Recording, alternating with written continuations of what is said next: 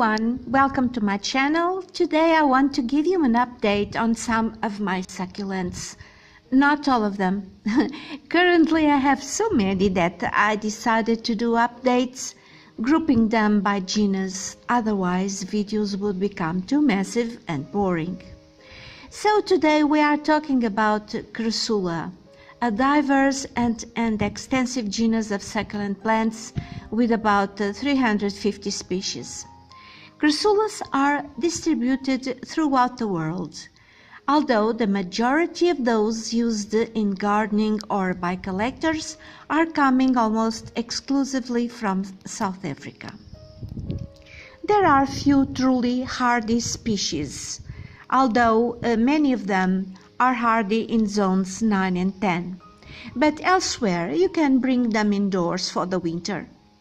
They won't get as large as plants grown outdoors, but still they make great houseplants. This one here is probably the most well-known plant in this genus. It is Crassula ovata as a scientific name, but it's commonly known as the jade plant. The last time I made a video about this part of my garden, this plant was not here.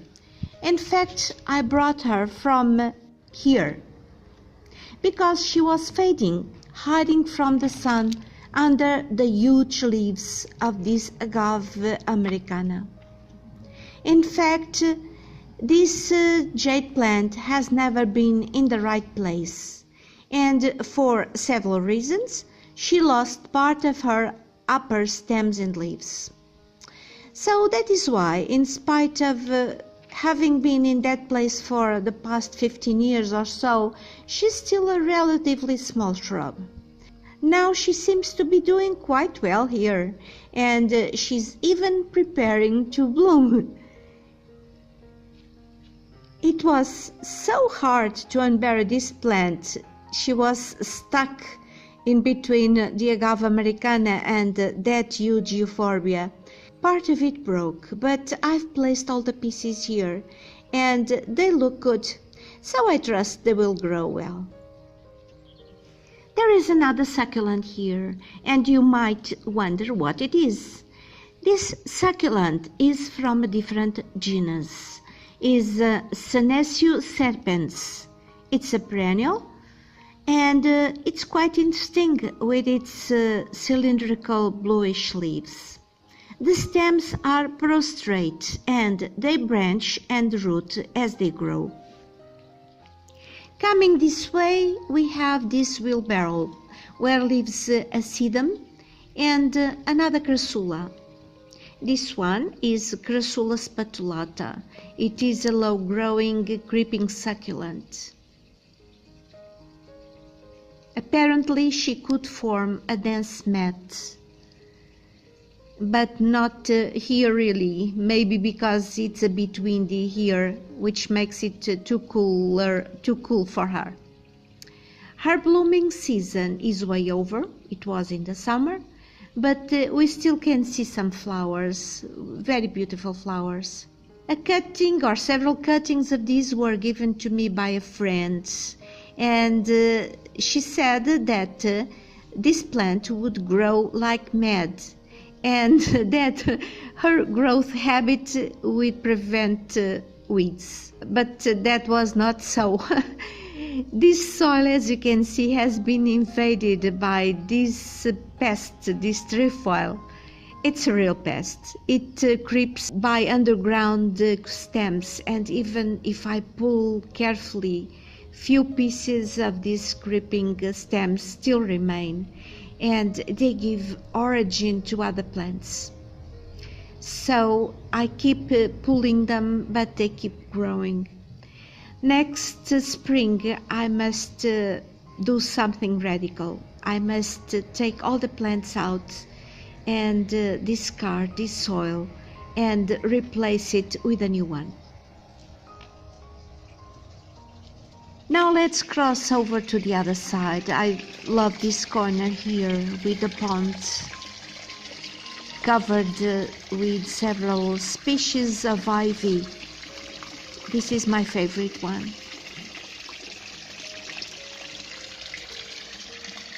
And over here we have this beautiful bush, which is Fatsia japonica.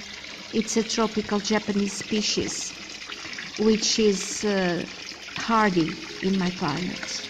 It is doing quite well, although this corridor here is a bit windy. But it's doing very well, and I like it very much.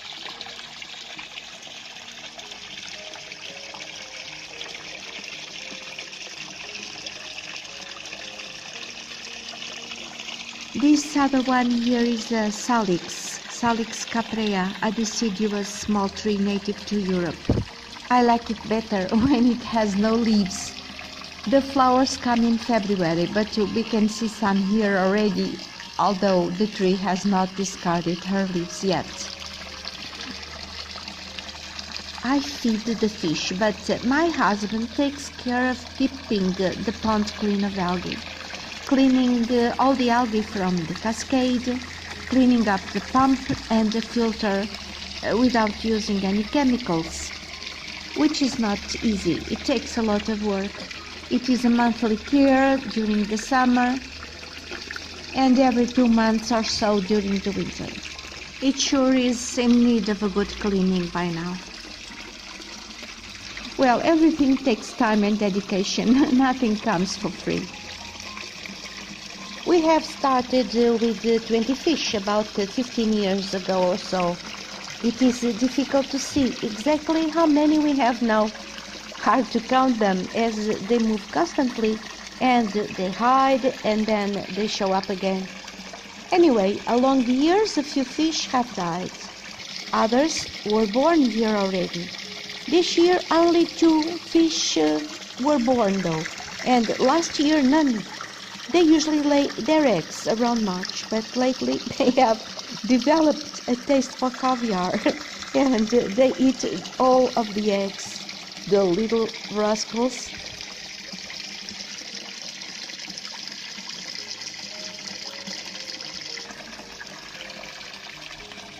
It's quite nice here, but we must continue. And let's see what Crassulas, if any, I have in these cascading pots. Oh, there it is. This is Crassula perforata. This species has several varieties. This one has gray-green leaves with reddened margins. There are also a few cuttings of Crassula vata here.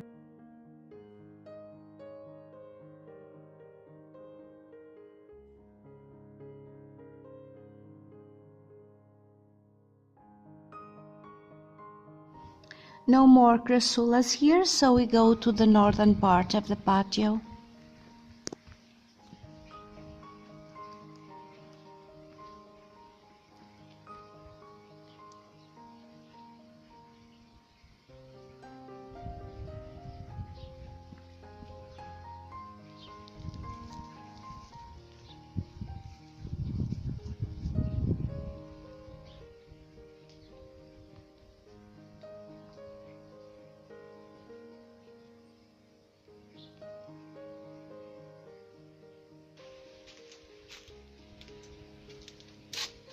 This one is Crassula muscosa. The tiny imbricate leaves are fascinating, but the plant itself is not one of my favorites. It is very bushy, but the long stems, they get dried at the base, and the plant looks too straggly for my taste. Let's go now over this side. I have sheltered a few plants here in the pool house. They were outside and I brought them in because the month of November was very wet and cool. I believe they would not be harmed in my rain, which never lasts for many days in a row. But if I have this sheltered place, why not use it, right? I keep the doors of the pool house open at all times now that I have these plants here, especially on sunny days. It can get quite warm in here, even in winter. Okay, let's see. These ones are not Crassulas. Just taking a look around at the several types of succulents I have here, and which I will update to one of these days.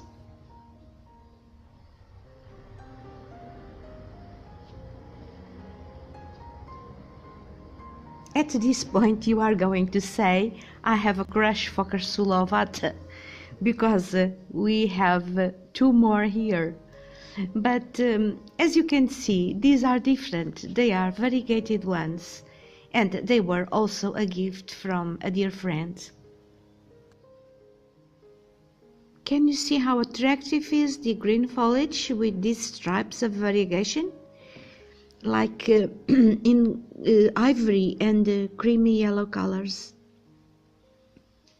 These leaves get tinged with pink in the summer when they are grown in full sun. Very beautiful. Both these Crassulas are cultivated hybrids, which means they do not exist in nature with such a variegation. They are the result of very complex hybridizations. The variegated leaves are a mutation which was man-made for gardening purposes.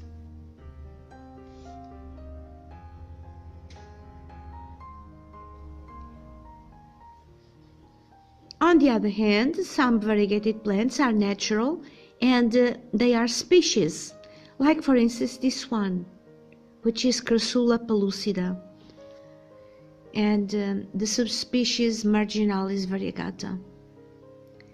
She is a low spreading succulent with small, fleshy, heart-shaped red, green and lemon variegated leaves.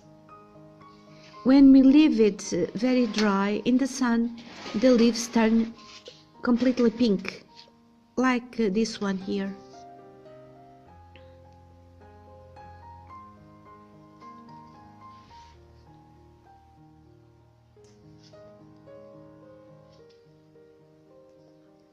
Let's go over this side.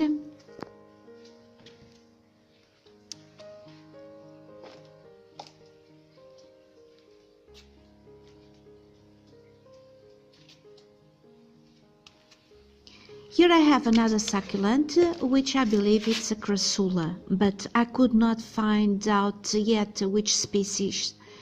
This one is a ground cover and it has white flowers. It's in bud now, so it will bloom soon.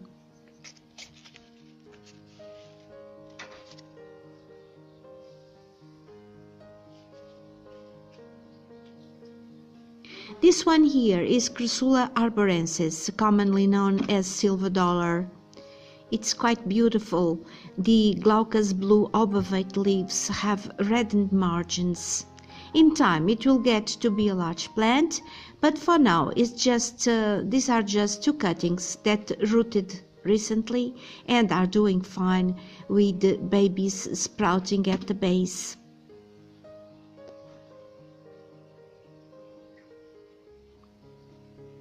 This is another Crassula. It is the species pellucida, the non-variegated form. I like this one as much as the variegated one we saw in the pool house.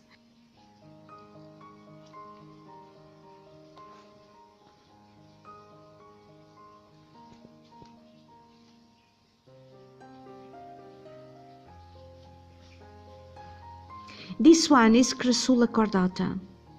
It's quite similar to Crassula perforata, but it differs from it because it has leaves that are heart-shaped.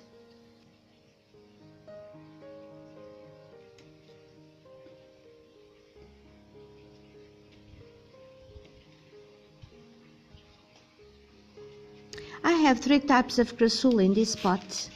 This one is Crassula tetragona, commonly known as the miniature pine tree because of the leaves that are narrow, almost needle-like. They form a delicate shrub. The tips of the stems break up easily, especially when the dogs pass by waving their tails, but then I put them in the soil and they root easy and fast. This is another Crassula cordata. This one has reddish tinges on the leaf margins. I find this species very attractive with the little markings on the leaves. And this one is Crassula perforata. You can see cordata and perforata side by side. See the difference between them? Cordata has heart-shaped leaves on the left, and perforata on the right has triangular shaped ones. But we can see Crassula perforata again in the next pot.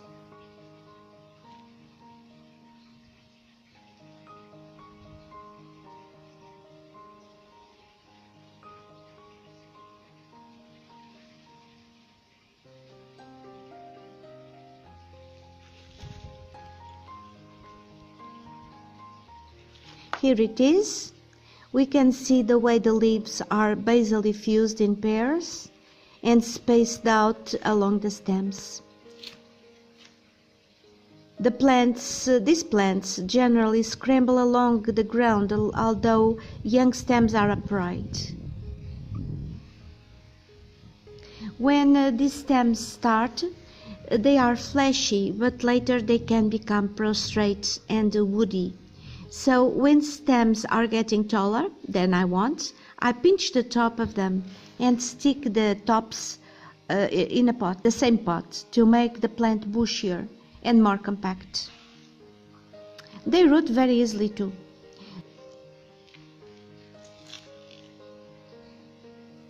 In this pot I have another Crassula ovata.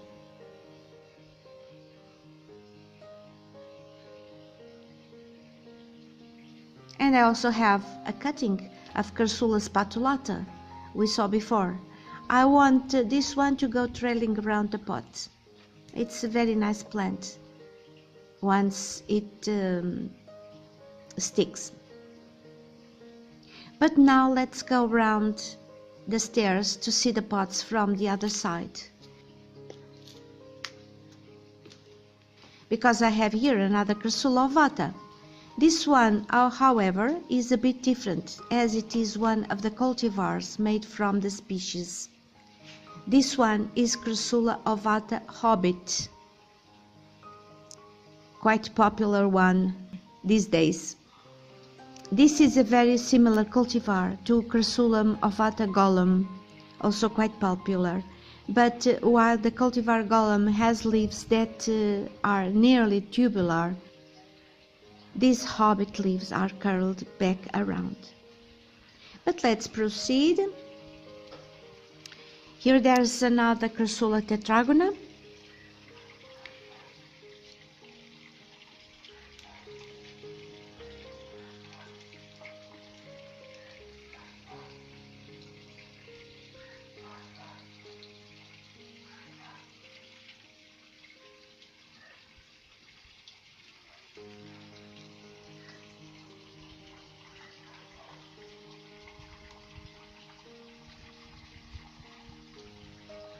And another one there.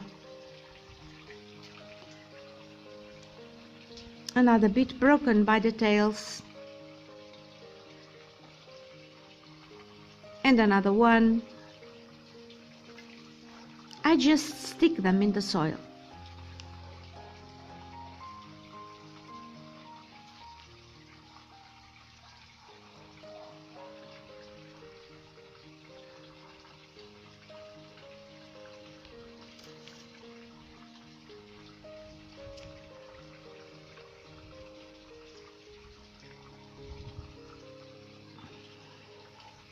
There are plenty of other growing there, as you can see.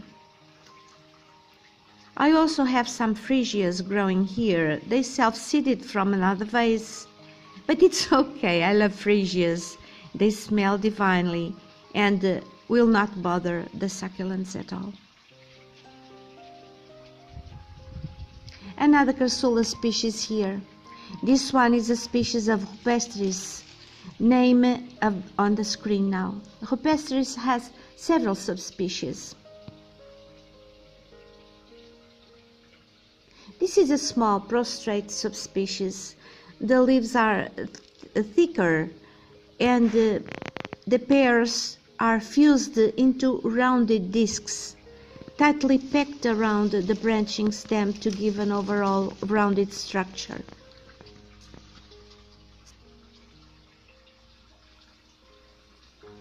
The leaf margins are reddened because they get lots of sun. This plant has flowered in the summer, but there are still some flowers here and there. This plant is about 18 or 19 years old, and I have split it into 2 pots. I have the other one up here.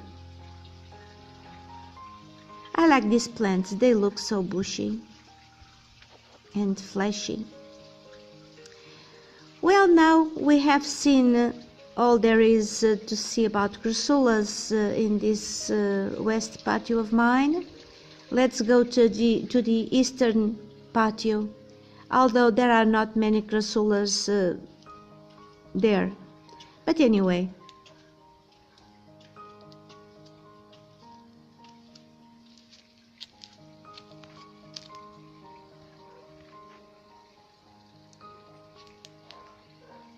This leaf here has been munched by a big snail.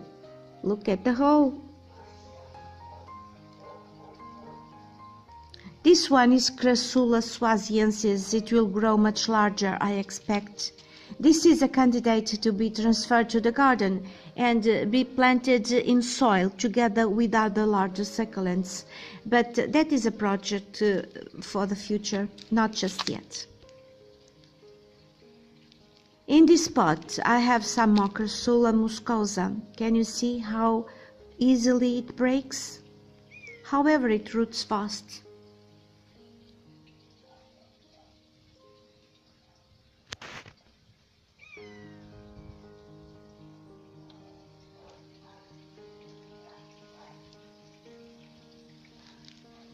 On this other side of the kitchen door, I have another Crassula ovata.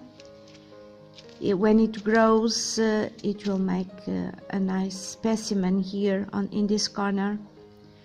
I believe this plant is quite ornamental, at least in my opinion. Well, and this is it for Crassulas. Hope you like this video. My best wishes for next year, and bye for now.